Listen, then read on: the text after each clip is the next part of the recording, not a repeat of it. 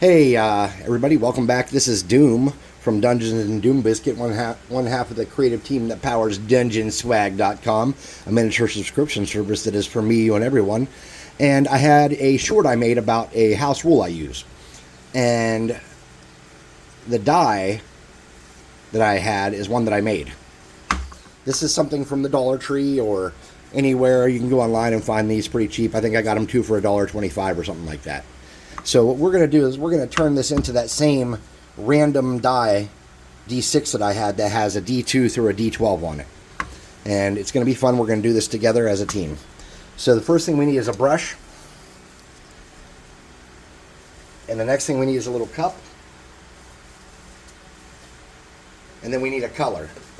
Now my wife, Mrs. Doom, loves blue. So I think we are going to do blue for her.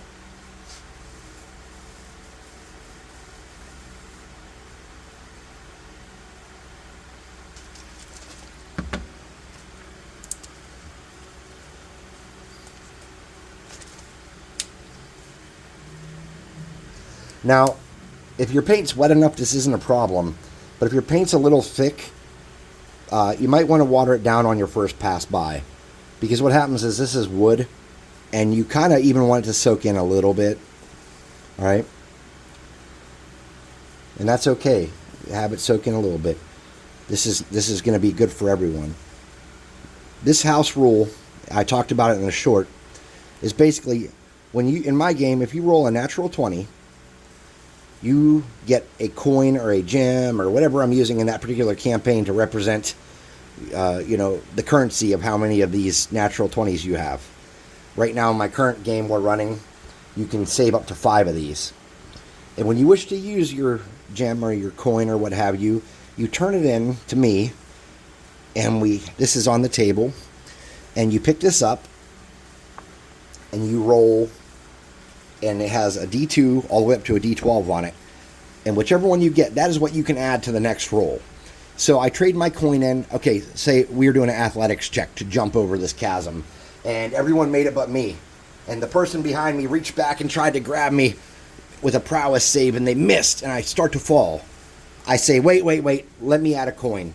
I'm going to trade in my coin. I'm going to roll this, and let's say I get a D8. I know I'm probably off by 3 or 4 from the DC. I'm close. I check with my game master. He says that could do it. I roll the D8 and I get a 6. Now my 11 that failed the athletics check is a 17 and I've succeeded.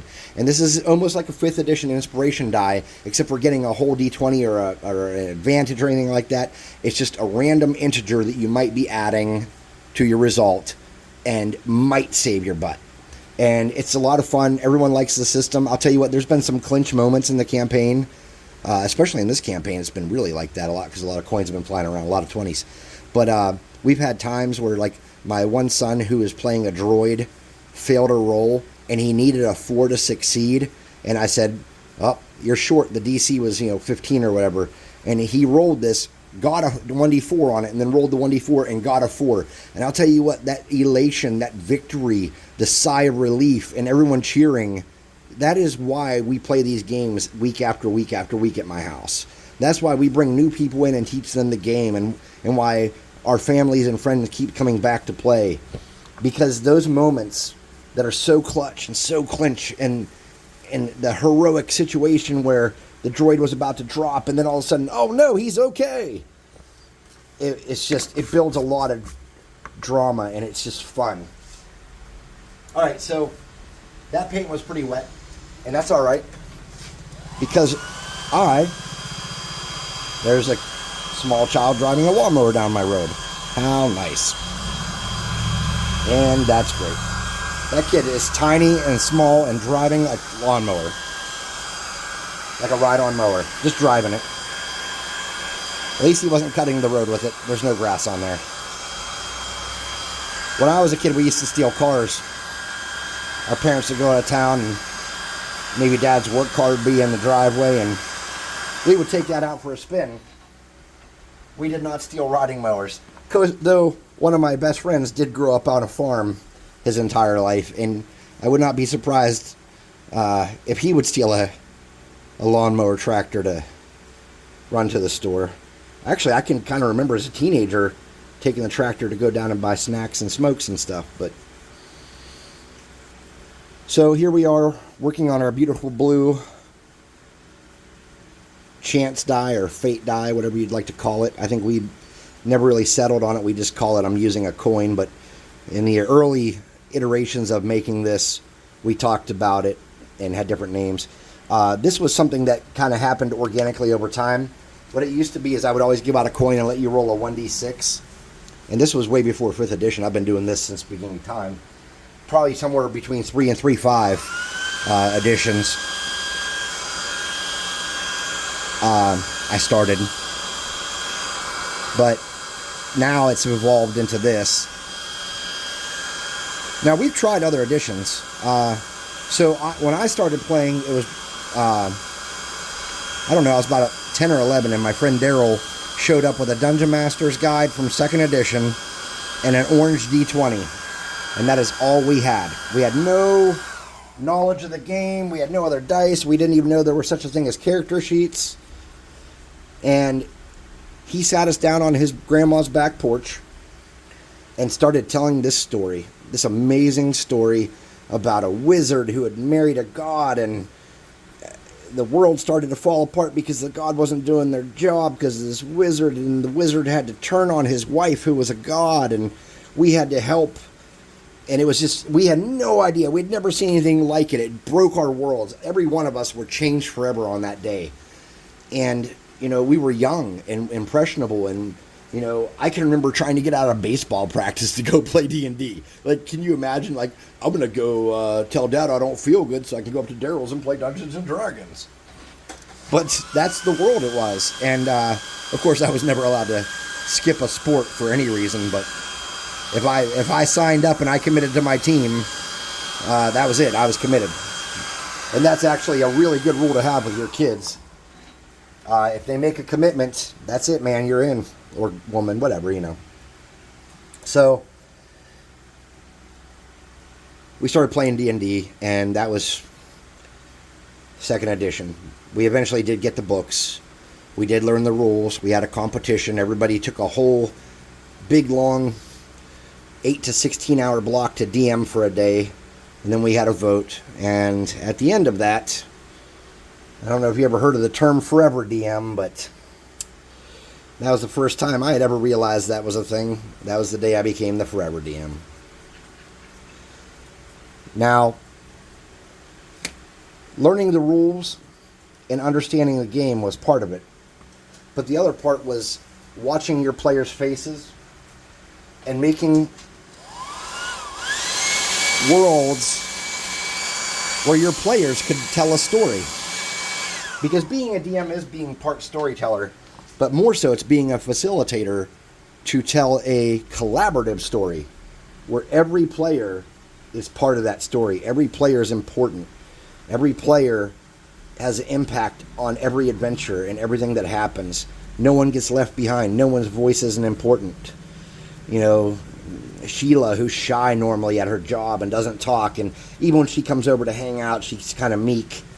There's no reason her barbarian can't stand up and scream in the middle of a campaign. And if she tries to, you encourage that. Oh my God, that small child driving the tractor is going back up the street.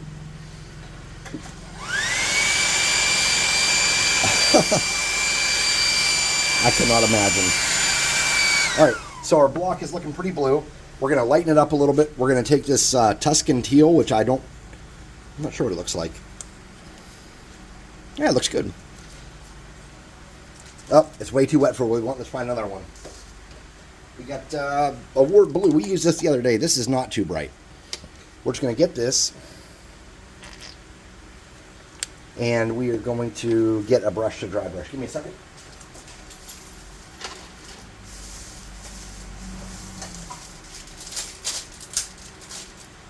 Yes, it's true.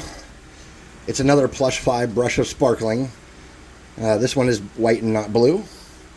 Probably not the right brush for the job. Here we go. I'm going to take a lot of that off. We're going to bring it down a tone. Ooh, fancy. Here we go. Look at that. It's going to be pretty. I like attractive things, so I have no qualms with this. All right. It's starting to look good. We're going to hit it with the blow dryer.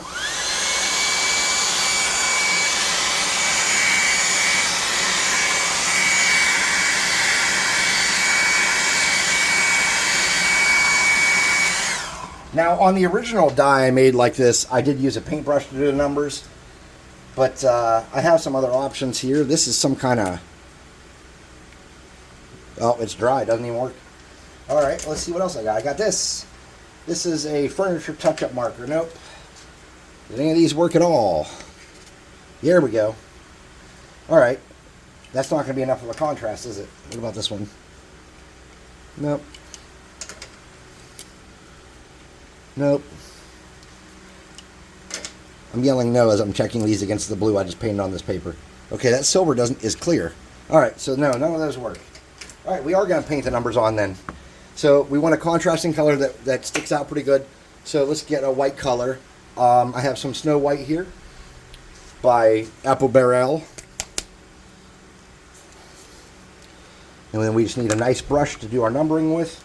So this is some little cheapy brush I got from, I think it was called Wish.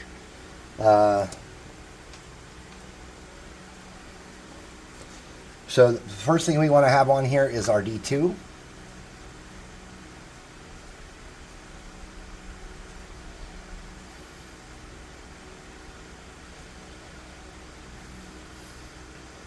I am not an amazing freehand painter.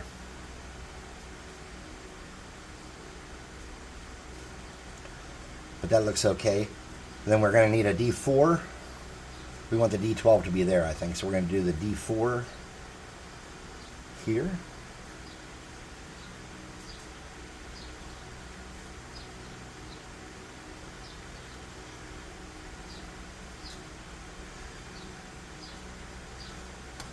Is that visible? D4, D2. We want the 12 there, so this is going to be a D6.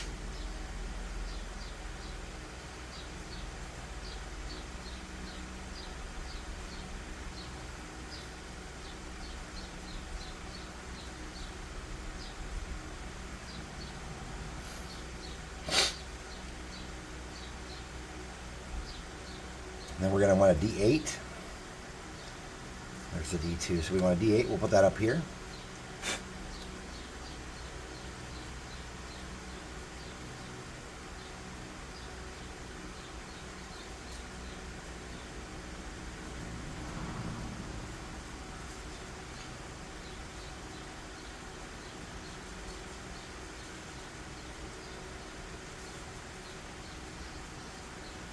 Sorry, this makes me... I'm actually sweating. This makes me really nervous trying to paint letters nice. There's our D8. Now we need a D10. And that's going to go down here.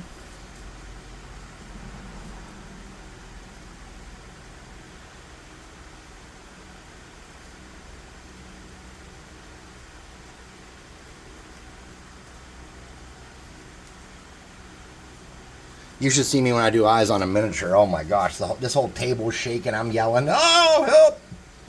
Everyone thinks I'm dying. Okay, it's probably not that bad, but it's pretty bad.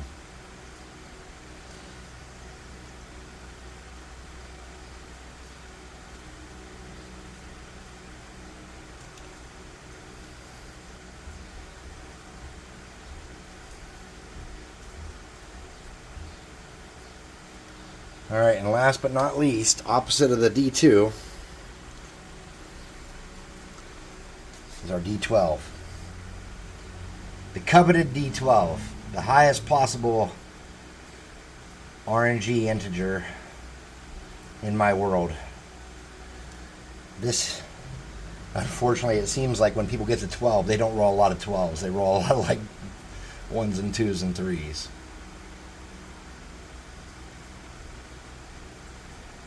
But that adds climactic moments too. You get stoked, you use your coin, you trade in your coin, you roll this, you get a D12.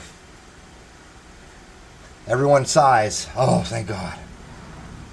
It looks like it's going to be okay. I only needed a 4. The median on this is a 5 or a 6, right? Or a 6 or a 7. I'm good. I'm going to survive. Boom. You roll a 2. Just as climactic, though not as exciting.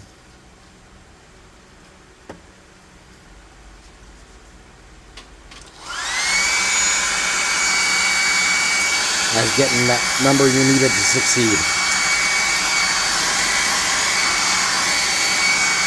Alright. So, now we've done this and we've done that. You want to get one more brush. And for this, we're going to use Gloss Mod Podge.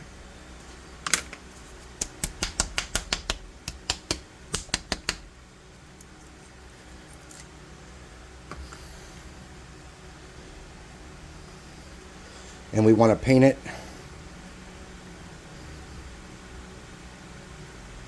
Now we're only going to do one half of this, and then we're going to let it sit for a minute and hit it with the hairdryer. Then we're going to flip it over and do the other half, okay? So,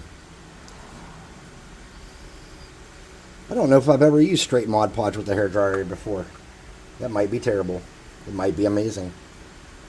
I'll let you know in a minute. I never thought I'd be making another one of these because once you make one, you got it.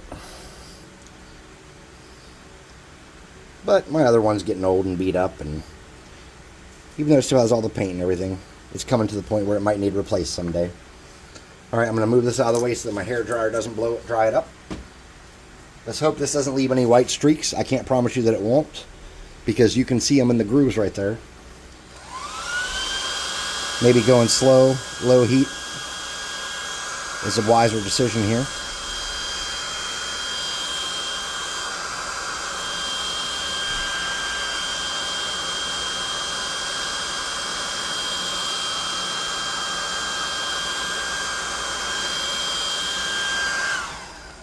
So far it's got a nice glossy finish. That's pretty dry.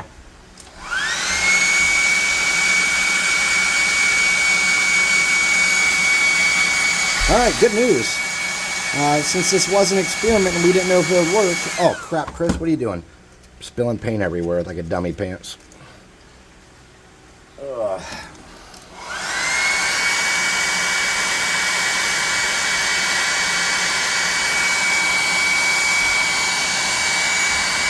Looks like that is pretty much dry and clear. There's a couple spots where it's not quite clear, but I think over time, as the inside dries out, it'll turn clear. So let's flip it over, get our Mod Podge back out, and do the other side. And then we're going to call this a victory because I'm not actually going to clear coat this since we did put this gloss clear Mod Podge on it, okay? I don't see the need to go beyond that. This is straight Mod Podge. It's not watered down with anything. I think it's going to be pretty sturdy. So,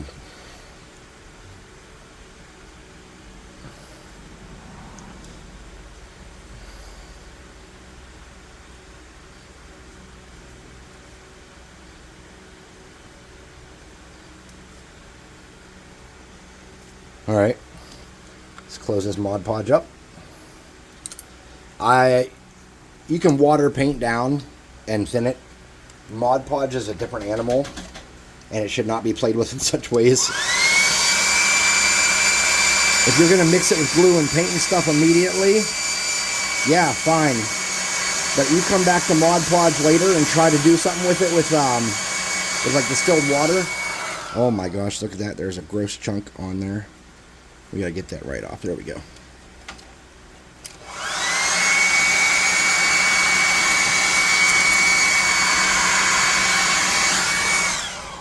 So, I'd like to thank everybody for watching. This is how you can make your own fortune or chance or fate die. Have a great evening. Enjoy the rest of your day.